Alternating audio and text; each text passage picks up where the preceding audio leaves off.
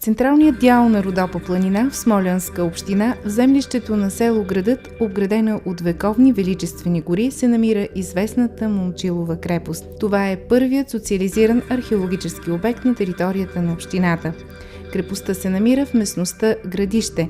Тя е разположена на естествено защитено от южната страна, пазещо важни древни пътища място.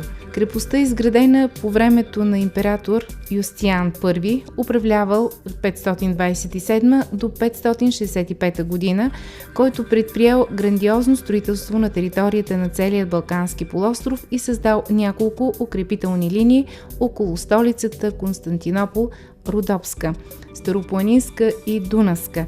Укрепителното съоръжение е наследник на Тракийско скално светилище. То е разположено на най-високата точка на землището на крепостта, 1215 метра надморска височина, и от него се разкрива панорамна гледка към връх Голям Перелик, кулата Снежанка на Пампорово, Националната астрономическа обсерватория Рожен и връх Свобода.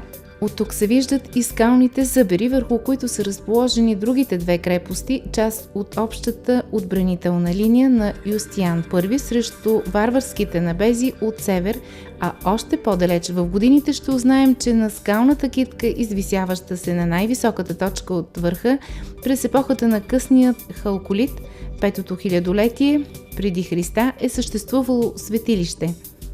Хилядолетие по-късно, през 12-14 век, тук е бил издигнат малък параклис. Епохите и историческите събития си дават среща тук, на Момчилова крепост. Затова си струва да се види.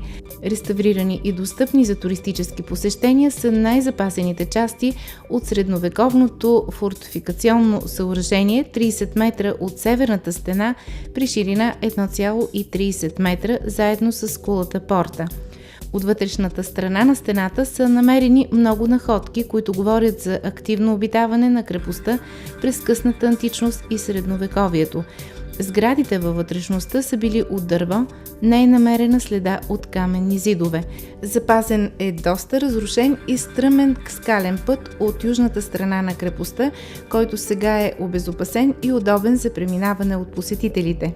По следите от хорусана върху скалите и слабите останки от стените може да се проследи крепостната стена, следвала неправилните очертания на терена. Описание на Момчиловата крепост и полезна информация за пътя, водещ към крепостта, се съдържа в електронният пътеводител. Основен акцент е поставен за рекламиране на аудиовизуалният спектакъл, за да предизвика интерес у посетителите и да ги върне отново на крепостта за наблюдение на спектакъла. Посетителите могат да се насладят на специален филм за Момчил, който ще бъде прожектиран на скалите. В подножието на крепостта работи приемен център, а в село Градът целогодишно работи и информационен център. От тук по горска пътека се изкачвате до входната кула порта при северната стена на крепостта.